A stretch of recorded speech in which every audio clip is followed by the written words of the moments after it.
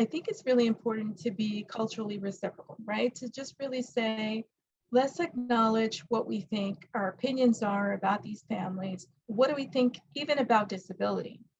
Because even as educators, whether clinician, practitioner, or even personnel supporting the classroom, you might have an opinion about where you see that child's capacity that may even be limiting them an opportunity.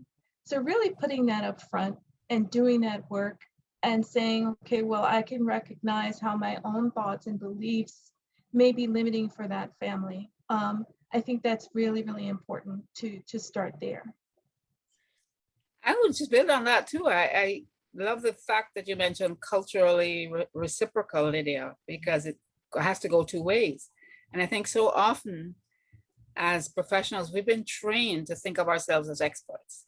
That's how we train the students. Yeah. So I know lots of stuff. So I know all this stuff that maybe the parents don't know, and they're really coming to me as a kind of font of knowledge and advice and so on.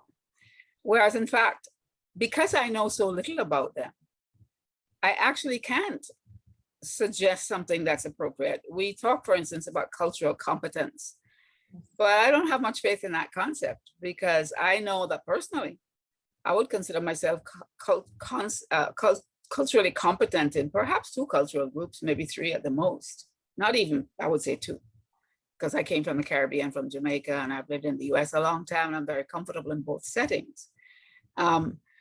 But not more than that, and I'm starting to lose that competence, right? I have to ask what's appropriate.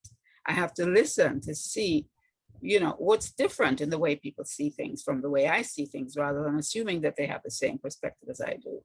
So that reciprocity, I think, has to begin by us as professionals creating a situation where parents want to tell us what they think, what they want, whether they really disagree with something maybe that's being offered by the school or proposed by the school, rather than us tending to assume that our recommendation is going to be the most appropriate one, is going to be accepted by the family. So I think that reciprocity is important, to hear what they have to say, and then also have them be able to listen to how we see it, understanding that it's 2 different perspectives. One is not necessarily better or correct, but by hearing both points of view, we can come to some collaboration.